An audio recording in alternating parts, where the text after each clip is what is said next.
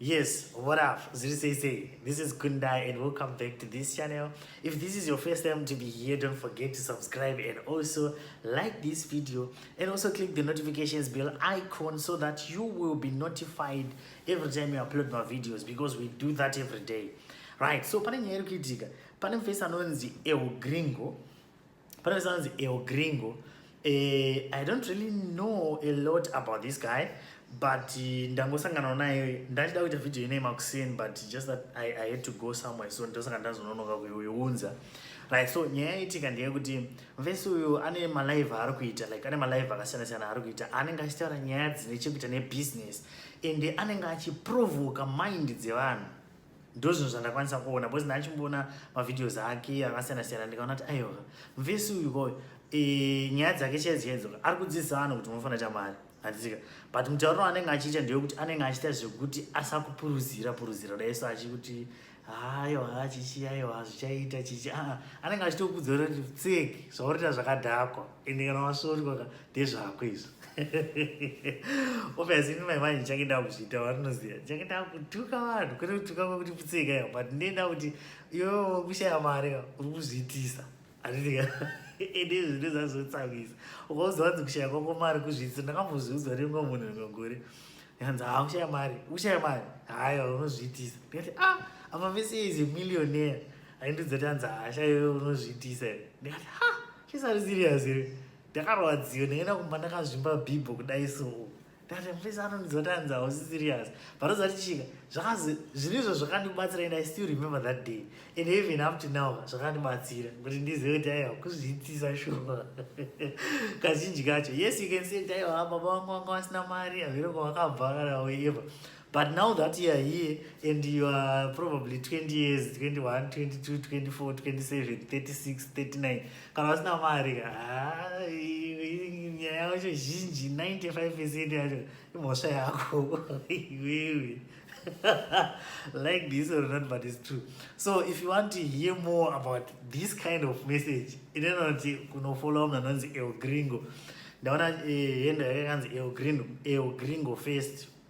So zvavakaita El Gringo veve manje vaitaura nyaya yavo yavaitaura ndobvapfuura nepavakapfuura napo ndopaita ndizokuudzirai nyaya iyi nhasi handiti vati hanzi vanhu musazoita like handiziti nyaya changa yazotangira but azotaura nyaya yekuti hanzi unenge uchingoteera kwese kwawanzwa kuti kwaitika zvakati wototeera. Inini mai ndakuwedzerawo zvimwe zvacho zviya zvakaitika gore rere zvekuti vanhu vemuzimbabwe ndo zvatinowanzira vanhu vakanzwa kuti payoutube pane mari munhu wese anotonocreata channel vanhu vakanzwa kuti kune zvinonzi zvihuti munhu wese akutonoita zvihuti, zvikanzi kune jatrofa munhu wese kujatrofa andika. Saka hanzi unenge uchiita zvokuti kwese kwaunzwa hanzi kwaitika zvakati wakutoenda unoitawo, kwaitika zvakati wakutongoenda unoitawo. Saka hanzi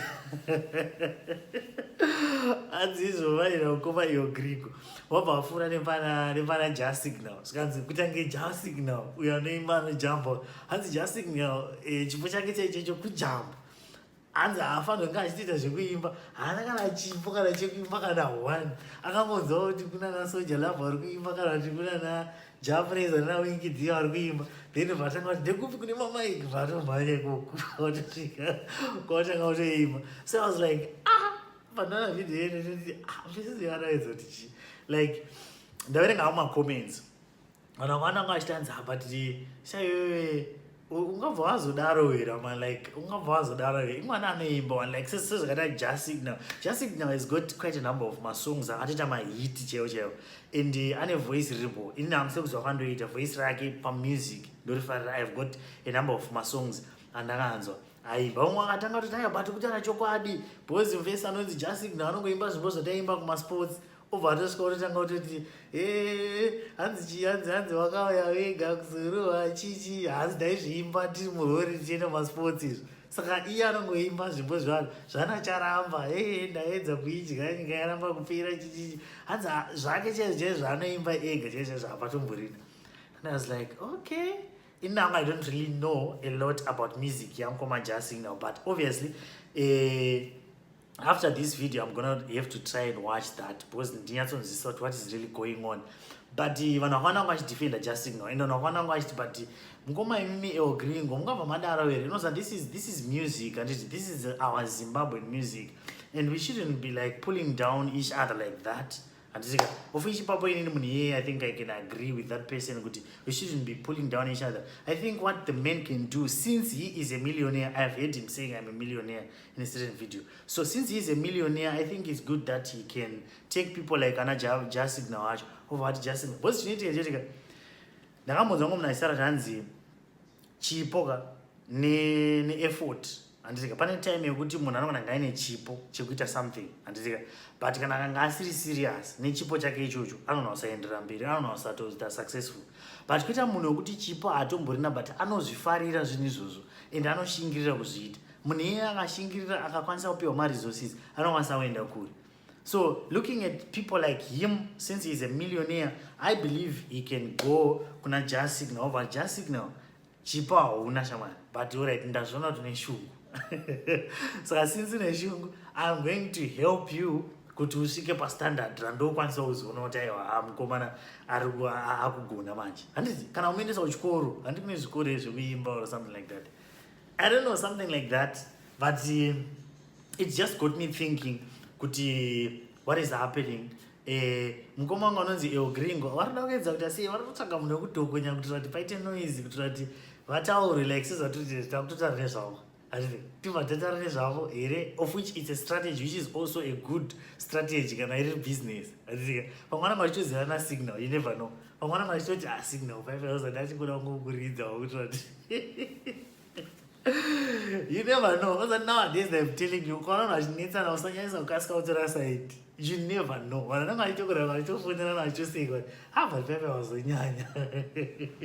Or something like that. So I don't know. I'm not saying I'm just looking at things and I'm just thinking out loud.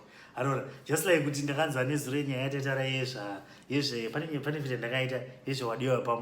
and then I heard some people saying, you're going to get this strategy. And I was like, strategy? Like, what do you mean strategy? And I was like, what? So people of various opinions, good. So people can just have my opinions. So I would like to hear what you guys think. If you're watching this video, please tell me what do you think about El Gringo na Jazz Signal. Do you think it would El Gringo? Do you agree with El Gringo what he said? Panyaya kuti Jazz Signal atomborina anofana ngatomirira Zimbabwe kuma Olympics achiita zvekujamba. Because ukatasangana even pa Google inotori a lot of search queries pane pakanzi Jazz Signal jumping. Anotobuda mapictures aJazz Signal ari mudenga nezona ari muchara nyaya iyo futi panenge video. Ndikadaisa picture yaJazz Signal panapa anotobudikira anopfurira.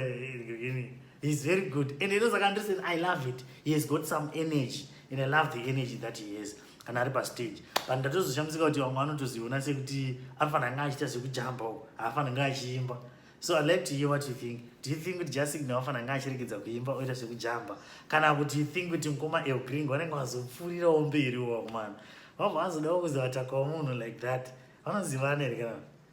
Please let me know what you think and I will see you in the next video. To discern these are right or not.